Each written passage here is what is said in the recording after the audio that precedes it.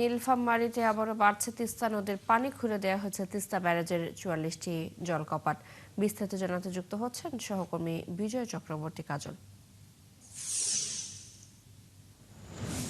বিজয়, পানি বিপদসীমার কতটুকু দূরত্বে রয়েছে? নদীর তীরবর্তীদের বিষয়ে জেলা প্রশাসন কোনো ব্যবস্থা নিয়েছে কিনা?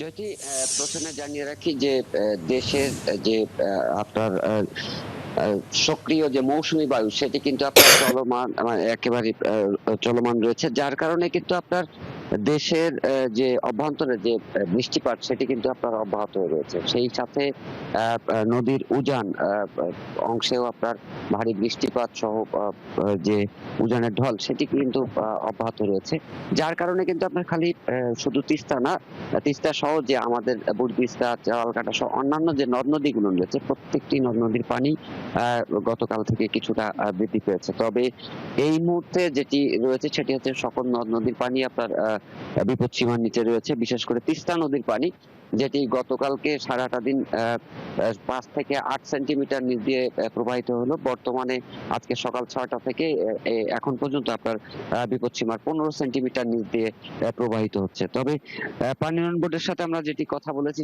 তারা যেটি জানিয়েছে, যেহেতু উজানের ঢল কিছুটা আপনার কম আসছে, যার কারণে কিন্তু আপনার নদীর পানিটাও বিপদসীমার নিচে রয়েছে। তবে তারা পর্যবেক্ষণ করছে যে কোনো মুহূর্তে যদি নদীর পানি বৃদ্ধি পায় সেক্ষেত্রে তারা তাদের সার্বিক প্রস্তুতি তারা কিন্তু আপনার রেখেছে। এর পাশাপাশি যে প্রশাসনের পক্ষ থেকে, জেলা প্রশাসন, উপজেলা প্রশাসনের পক্ষ থেকে তারাও কিন্তু তাদের যে সার্বিক প্রস্তুতি, বন্যা যদি আসে, নদীর ঢল যদি আসে সেক্ষেত্রে যদি বন্যার সৃষ্টি হয় সেটিও তারা কিন্তু আপনার পর্যবেক্ষণে রেখেছে, এবং তারা কিন্তু সার্বিকভাবে ত্রাণ সামগ্রী থেকে শুরু করে তাদেরকে যে উদ্ধার কার্য করার জন্য সব মিলেই আপনার প্রস্তুতি কিন্তু আপনার তাদের রয়েছে।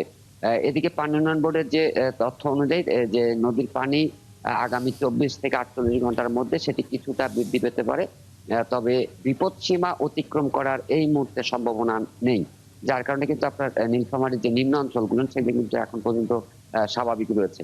চৈতি। বিজয়, ধন্যবাদ আপনাকে।